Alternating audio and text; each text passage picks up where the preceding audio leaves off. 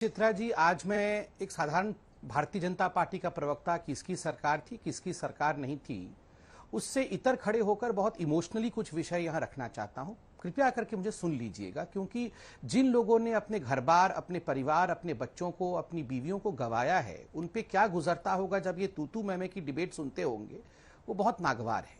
Number एक, मैं एक सवाल हमारे बाकी तीनों भाइयों से पूछना चाहता हूं। बड़े लोग हैं बाकी तीनों, हम डिसाइड कर लेंगे किसकी सरकार थी, मैं जवाब दूंगा उस पर। आप सिर्फ इतना बता दीजिए, आज तो आप इस कश्मीर फाइल को देखने के बाद तीनों मानेंगे ना कि Yasin Malik was a terrorist, Yasin Malik आतंकवादी था, जिहाद के माध्यम से हिंदुओं को काफिर कह के उनके घर से भगाया जा रहा था। सरकार किसकी थी, सरकार ने क्या किया, मैं इस पे उत्तर दूंगा। मैं दाई हूं, मैं उत्तर दूंगा, मगर मैं सवाल पूछ रहा हूं, तीनों बारी बारी से इनसे पूछिए। पहले कांग्रेस से पूछिए कि मनमोहन सिंह 2006 में आतंकवादी यासीन मलिक से मिले थे कि नहीं, और अभी कांग्रेस यासीन मलिक को आतंकवादी मानती है या नहीं, और जिहाद को मानती है या नहीं मानती है।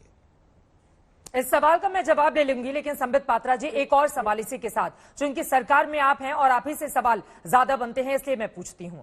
सवाल यह है कि कश्मीरी पंडितों को बसाने के लिए आखिर सरकार की ओर से अब तक क्या कदम उठाए गए हैं, कितनी तादाद में कश्मीरी पंडितों की घर वापसी हुई है, और इसी के साथ ही सवाल ये, जिस गृह मंत्री को लेकर, तत्कालीन गृह मंत्री मुफ्ती मोहम्मद सईद को लेकर आप लोग सवाल पूछ रहे हैं, बाद में उन्हीं के साथ आप लोग सरकार बनाते हैं जम्मू कश्मीर में, तो इस सवाल का जवाब भी तो आपको देना पड़ेगा। मैं जवाब देता, क्योंकि सरकार ही सबसे बड़ी होती है, ये उसका दायित्व है कि अगर पलायन हो रहा है तो उस पलायन को रोका जाए, और किसी वजह से अगर पलायन हो गया है तो इसको एक समय सीमा के भीतर उन तमाम लोगों की घर वापसी करवाई जाए। इसको लेकर क्या कदम अब तक उठाए गए हैं? बिल्कुल बिल्कुल जवाब मैं दूंगा, शांतिप्रिय तरीके से दूंगा। चित्रा जी, मैं एक बात कहूं, आज जो कैराना में हो रहा था ना पलायन, इसी प्रकार से हिंदुओं को भगाया जा रहा था। तब हम पे चिल्ला के पूछा जाता है कि अरे बीजेपी वालों, तुम तो बड़े कम्युनल हो, ये पलायन पलायन क्या लगा रखा है, कोई पलायन नहीं हो रहा है। 10 साल बाद जब कैराना में एक भी हिंदू नहीं रह जाएगा, या सपोज किसी और की सरकार आती नहीं रह जाता, तो आप सभी पूछते हमसे क्या कर रही थी बीजेपी। जब हम सच बोलते हैं तो आप लोग कोई विश्वास नहीं करते हैं, नंबर एक। नंबर दो, किसने कहा कि हमने कुछ नहीं किया अपने कश्मीरी पंडितों भाइयों के लिए? आपने पिक्चर देखा था ना, पुष्कर नाथ, अनुपम खेर पुष्कर नाथ बने थे। अनुपम खेर केवल एक पोस्टर लेकर हर जगह घूमते थे, आर्टिकल 370 हटाओ। वो लगभग उस पिक्चर में पुष्कर बन के एक पागलपन उनके ऊपर सवार हो गया था। एक ही मुद्दा था, अनुच्छेद 370 हटाओ, तभी कश्मीरी पंडितों का भला होगा। किसने हटाया अनुच्छेद 370? ये जो तीन भाई हमारे बैठे हुए हैं, उनसे पूछिए, क्या ऐसे लोग नहीं थे जो कहते थे 370 को छू के दिखाओ, खून की नदियां बह जाएंगी, 370 को छू के दिखाओ, तिरंगा को हाथ। ठीक है, तकनीकी दिक्कत आ रही है। 370 अभय दुबे जी, उस फिल्म में दिखाया गया है 370 हट गया, लेकिन उस पर भी आप लोगों ने केंद्र की आलोचना की।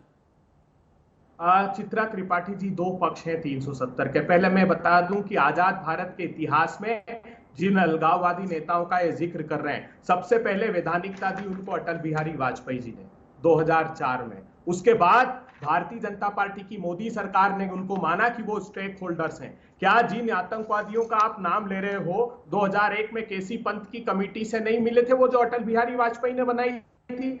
अरुण जेटली, राम जेठमलानी की कमेटी से नहीं मिले थे? एनएन वोरा कमेटी से 2003 में नहीं मिले थे?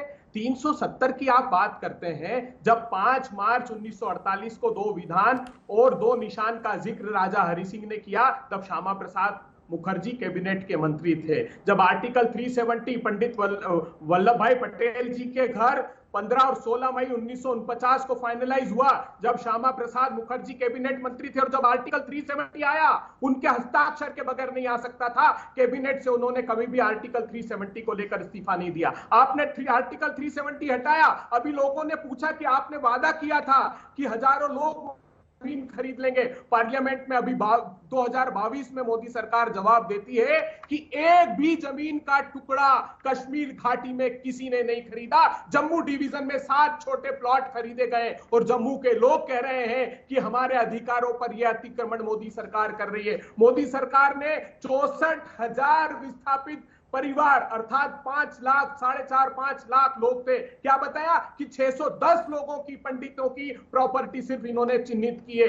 कांग्रेस पार्टी की सरकार थी, 5,442 क्लस्टर्स उनको बनाकर 5-5 लाख रुपए प्रति परिवार को दिए। 3,000 नौकरियों का सरकारी नौकरी कश्मीरी पंडितों के लिए, उसमें से 2,995 नौकरियों पर लोग गए। इन्होंने एक काम पंडितों के लिए नहीं किया। मसर्रत आलम का प्रिवेंटिव डिटेंशन, चित्रा जी ये स्थितियां क्यों खराब हुई आज भी? आज जानती हैं आप, जब बिंद्रू साहब की हत्या हुई 2021 में 10,000 लोग मजदूर सहित घाटी छोड़कर लोग गए मोदी सरकार की सत्ता 2021 में। मसर्रत आलम को इन्होंने छोड़ा, इन्होंने आंसिया अद्राबी को, यासिर मलिक पर भी आपसे सवाल पूछ रहे हैं, जिनके साथ दिल्ली में फोटो सेशन हो रहा था, जो एक हत्या का कत्ल का आरोपी था, जिसने खुद कबूल किया था एक इंटरव्यू के दौरान, उसके साथ जब फोटो सेशन हो रहा था प्रधानमंत्री का, उस पर भी बीजेपी के सवाल है, उस पर भी जल्दी से जवाब दे दीजिए अभय जी।